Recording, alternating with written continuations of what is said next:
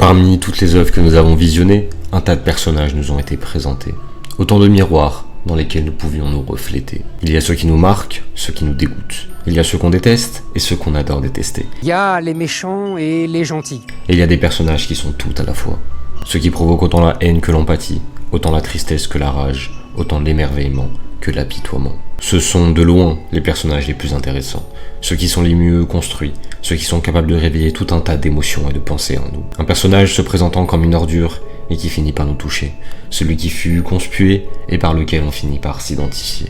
Davy Jones, Floch, Berlin, Theon Greyjoy, Conor McGregor. Ces personnages ont été au plus haut comme au plus bas, et c'est cette montagne russe de sentiments et d'émotions qui nous affecte.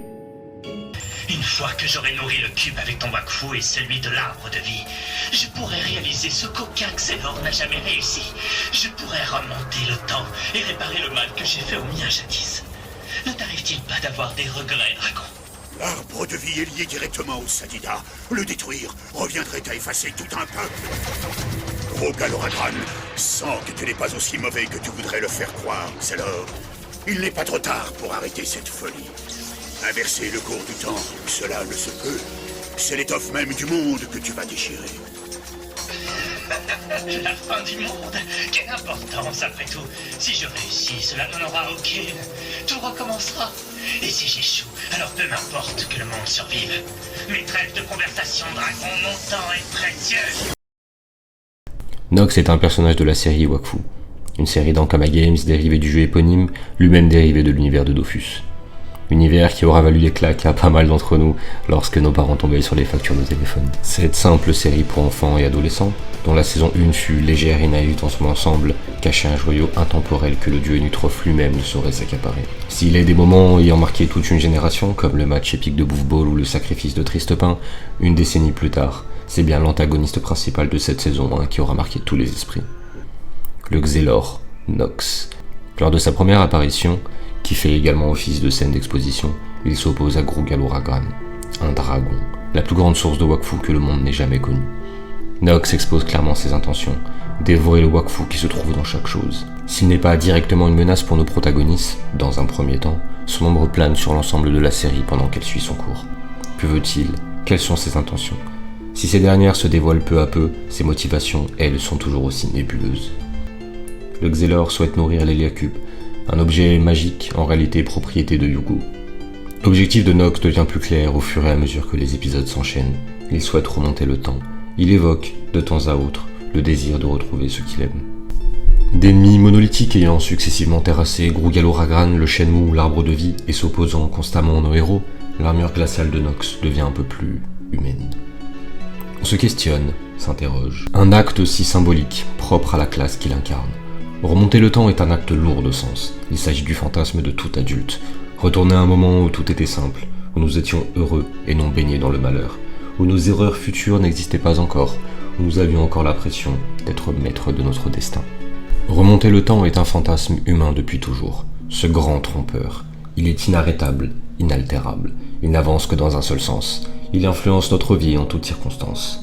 Nous n'avons aucun contrôle sur lui. Nous ne pouvons ni l'avancer, ni le reculer, ni l'accélérer, ni le ralentir. Il nous rappelle sans arrêt à nos échecs, nos erreurs. Et si j'avais fait un autre choix? Et si je m'étais comporté autrement? Et si j'avais donné un autre sens à ma vie? Nous nous sommes déjà tous posé cette question, sans avoir eu la possibilité d'assouvir nos envies. Car nous vivons dans une réalité froide, morne et implacable. Lui, en tant que personnage de fiction, a eu cette possibilité. Du moins, il pensait l'avoir. Alors que Tristepin vient de tomber en combat, et que l'arbre de vie vient de s'éteindre, Nox remonte enfin le temps pour retrouver les siens au terme d'un combat épique avec Yugo. 20 minutes.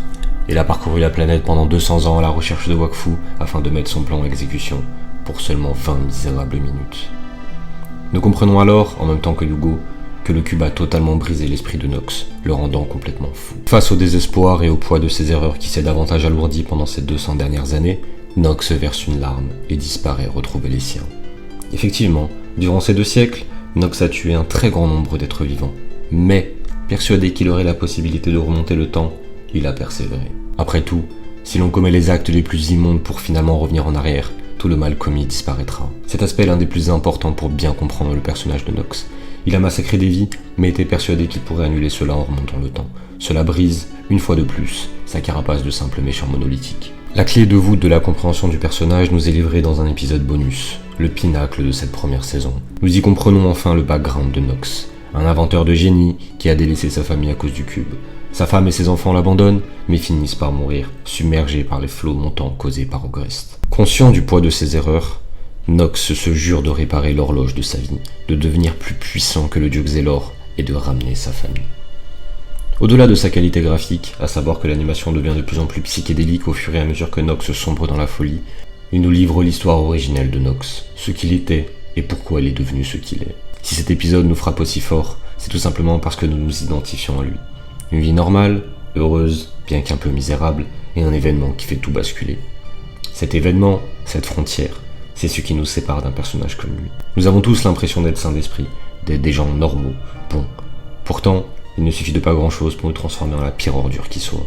C'est notamment la raison pour laquelle, selon moi, les tueurs en série et leur profilage fascinent autant qu'ils effraient. Et si j'avais été à sa place? Et si j'avais eu la même enfance ou la même vie aussi horrible que lui? Que serais-je devenu? Aurais-je pu être à sa place et lui à la mienne? Ils sont nombreux ces personnages de fiction à nous apparaître comme méprisables, puis appréciables. Ils font vibrer une corde sensible en nous, celle de l'inconnu. Celle d'un chemin différent de celui que nous avons emprunté. Lorsqu'un personnage de fiction arrive à nous atteindre dans notre réalité aussi fort que Nox y arrive, ce n'est plus un personnage, c'est une personne.